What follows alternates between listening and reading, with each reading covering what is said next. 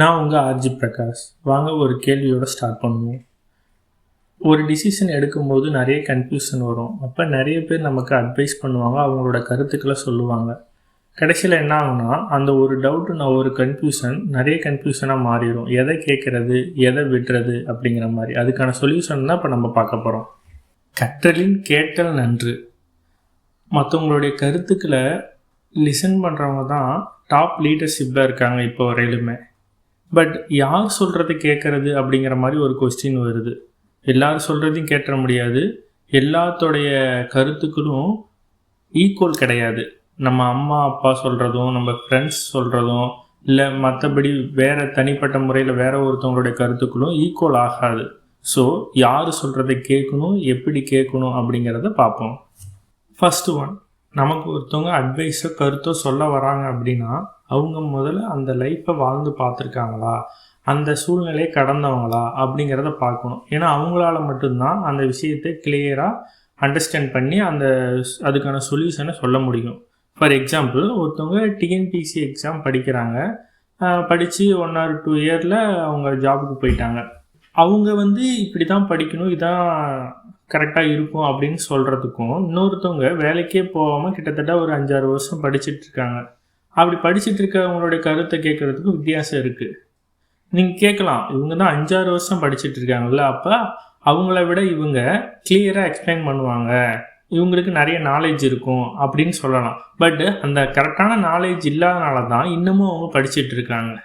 Second one, நமக்கு நல்லது நினைப்பவங்க.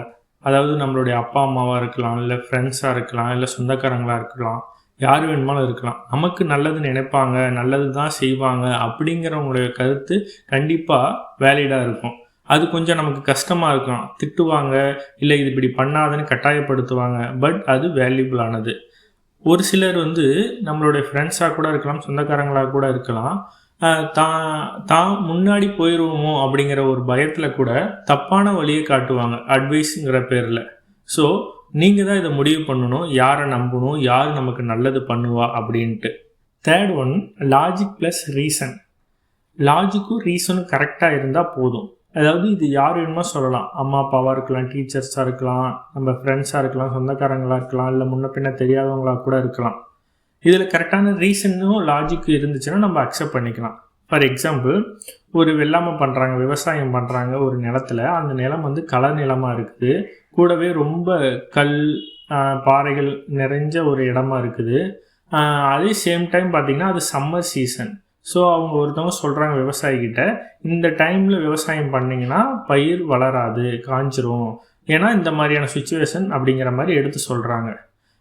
இது லாஜிக்காக இருக்குது. இது நம்மளாலே புரிஞ்சிக்க முடியுது. ஓகே, இந்த லாஜிக்கை வச்சு இதை நம்ம செய்யலாம் செய்ய வேணாம் அப்படின்னு முடிவெடுக்கலாம்.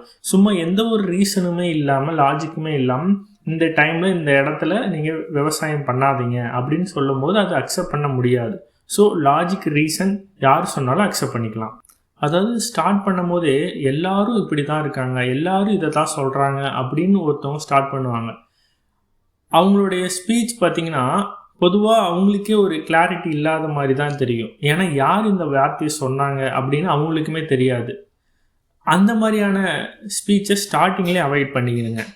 ஃபார் எக்ஸாம்பிள், ஒரு எஜுகேஷன் ரிலேட்டடாக ஒருத்தவங்க 12th ஹையர் எஜுகேஷன் போகிறாங்க. பட் என்ன படிக்கணும்னு அவங்களுக்கு தெரியல. அவங்க பேரண்ட்ஸ் சொல்கிறாங்க, எல்லோரும் இதை தான் செய்கிறாங்க, எல்லோரும் இதை தான் சொல்கிறாங்க, ஸோ நீ இதை படி அப்படிங்கிற மாதிரி. யார் அந்த எல்லாரும் அப்படின்னு கேட்டால் அவங்களுக்கும் தெரியாது. யாராக இருப்பாங்க, அவங்களுக்கு ரிலேட்டடாக இருக்கக்கூடிய அதே கேட்டகரியில் இருக்கக்கூடிய இன்னொரு பர்சனாக இருப்பாங்க.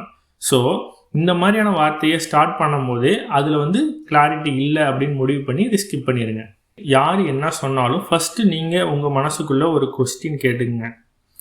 ஃபஸ்ட்டு அவங்களுக்கு அனுபவம் இருக்கா, இந்த லைஃப்பை வாழ்ந்துருக்காங்களா? 2வது இவங்க உண்மையாலுமே நமக்கு நல்லது தான் பண்ணுவாங்களா? 3வது இவங்க பேச்சை கேட்டால் நம்ம லைஃப் இம்ப்ரூவ் ஆகுமா? இந்த 3 விஷயத்தை மட்டும் கேட்டுக்குங்க. இப்போ மற்றவங்களுடைய கருத்துக்களை கேட்டாச்சு, அது வேலிடாக இருக்குது. ஸோ அதை நம்ம லைஃப்பில் அப்ளை பண்ணலாமானா கூடாது.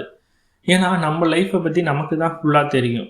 ஸோ அவங்களுடைய கருத்துக்கள் எல்லாமே ஒரு ஆப்ஷனாக வச்சுக்கணும். எந்த இடத்துல நமக்கு தேவைப்படுதோ கரெக்டாக யூஸ் பண்ணிக்கணும்.